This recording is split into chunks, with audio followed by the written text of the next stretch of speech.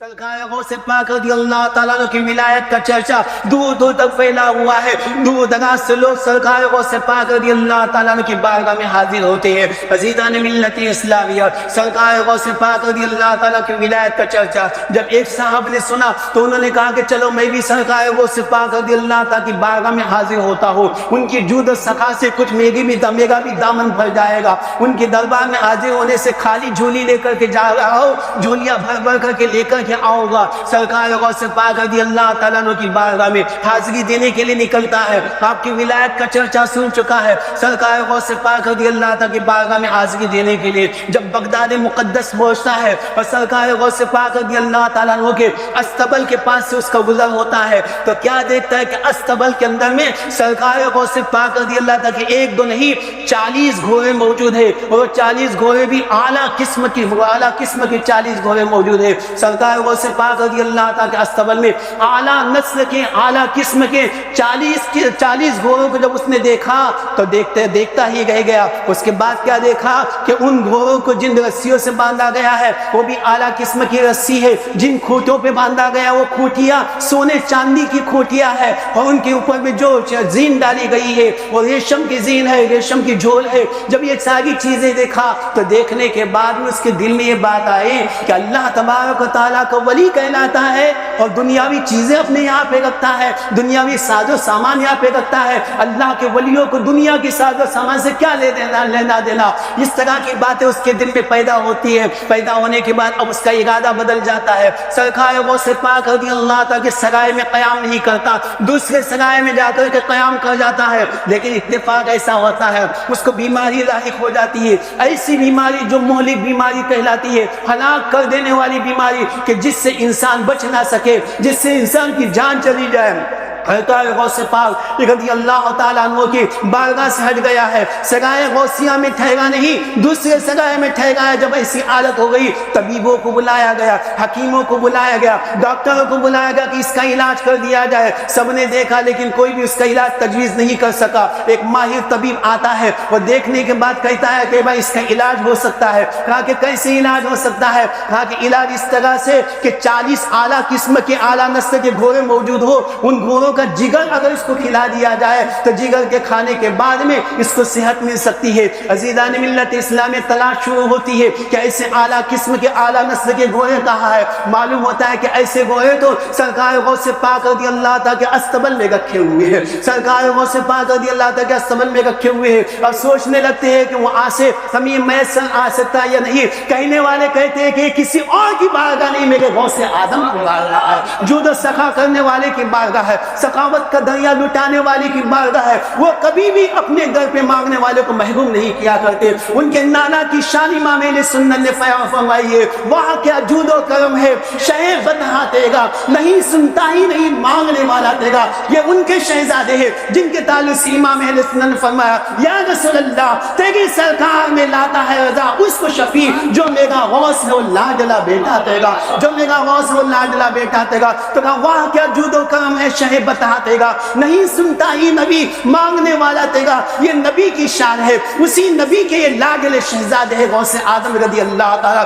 وہ اپنے نبی کے نقش قدم پر چلتے ہیں، اپنے نبی کے نقش قدم پر ہے، اپنے نبی کے نقش قدم پر ہے. نبی کا خاص فیضان ان کے ساتھ میں ہے. کہا کہ معاملہ یہ ہے کہ وہ ایسی ذات ہے کہ امام نے فرمایا مصطفیٰ کے تنے بے سائے کا سایہ دیکھا، جس نے دیکھا میری جان جلوے زیبا دیکھا. مصطفیٰ کریم صلی اللہ علیہ وسلم کے پرتو ہے، آقا کریم صلی اللہ علیہ وسلم کے پرتو ہے. مصطفیٰ کریم صلی اللہ علیہ وسلم کے حسن اخلاق کو دیکھنا ہو میرے غوث آدم کے حسن اخلاق کو دیکھو.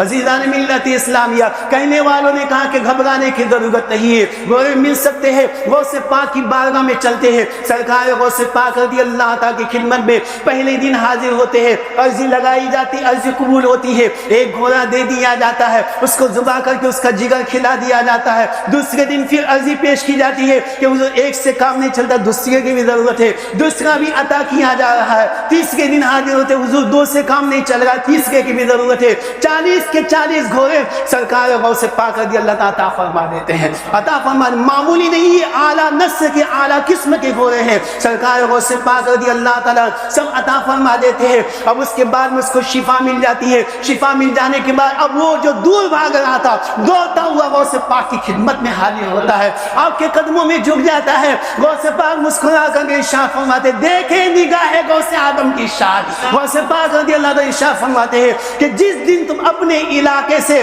مجھ سے ملاقات کے لیے نکلے تھے اسی دن سے میں تمہاری طرف نظر رکھ رہا ہوں، اسی دن سے میں تمہاری طرف نظر رکھ رہا ہوں، میری نگاہ نے دیکھا کہ تم بغداد مقدس آؤ گے اور اس طرح کی مہلک بیماریوں میں مبتلا ہوگے، اس کا علاج یہی 40 گھوڑوں کے ذریعے سے ہوگا۔ فرمایا کہ 40 گھوڑے میں اپنے لیے نہیں تمہارے علاج کے لیے خرید کر اپنے لیے نہیں بلکہ تمہارے علاج کے لیے خرید رکھے تھے۔ غوث پاک رضی اللہ تعالیٰ کی بارگاہ میں سچے دل سے توبہ کرتا ہے، نگاہیں غوث آدم اٹھتی ہے، اس کے جرم کو بھی معاف کر دیا جاتا ہے، مرتبہ ولایت پر فائز کر دیا جاتا ہے، مرتبہ ولایت پر فائز کر دیا جاتا ہے۔ عزیزان ملت اسلامیہ، پھر ایک سوال دل میں باقی رہتا ہے کہ وہ ریشم کی جو جھول تھی اس کا کیا کام، وہ جو سونے چاندی کی کھوٹی تھی اس کا کیا کام۔ غوث پاک رضی اللہ تعالیٰ ارشاد فرماتے ہیں کہ جس حکیم نے ان کا علاج کیا ہے اس حکیم کو بلا کر کے لایا جائے، اور ریشم کی جتنی جھولے ہیں اور جتنی بھی سونے چاندی کی کھوٹے ہیں وہ سب کے سب حکیم کو انعام میں دے دیا جائے،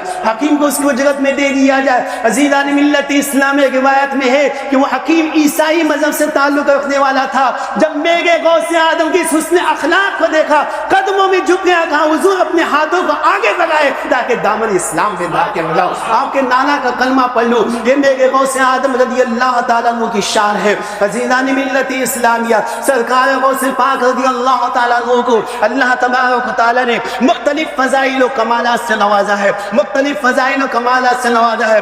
گفتگو چل گئی تھی میرے غوث آدم رضی اللہ تعالیٰ کی سخاوت کے چند نمونے آپ حضرات، چند مثالیں آپ حضرات ملاحظہ فرمائے، لیکن میرے غوث آدم کی سخاوت اتنی نہیں کتنی عرف والا ہے۔ آپ دیکھیں ایک صاحب حاضر ہوتے ہیں غوث پاک رضی اللہ تعالیٰ کی بارگاہ میں، وہ عرض کرتے ہیں کہ حضور روزانہ آپ کی سخاوت ظاہر ہوتی دیکھنے میں آتی ہے، لیکن آج آپ کی سخاوت دیکھنے میں نہیں آئی، آج آپ کی سخاوت کا منظر دیکھنے میں نہیں آیا۔ میرے غوث پاک رضی اللہ تعالیٰ نے ارشاد فرمایا آج میری سخاوت دیکھنا چاہتے ہو؟ کہا کہ ہاں دیکھنا چاہتے ہیں۔ سرکار غوث پاک رضی اللہ تعالیٰ نے ارشاد فرمایا کہ جاؤ شہر کے اندر میں 140 ایسے لوگوں کو لے کر کے آؤ جو انتہائی درجے کے فاسق و فاجر ہو، جو بہت ہی زیادہ فاسق و فاجر ہو، فسق و فجور میں مبتلا ہو، خدا کی نافرمانی میں مبتلا ہو، گناہوں کے کاموں میں مبتلا ہو، ایسے ایک دو کو نہیں 140 کو میرے پاس لے کر کے آ جاؤ۔ سرکار غوث پاک رضی اللہ تعالیٰ کی خدمت میں جب 140 کو لے کر کے آتے ہیں،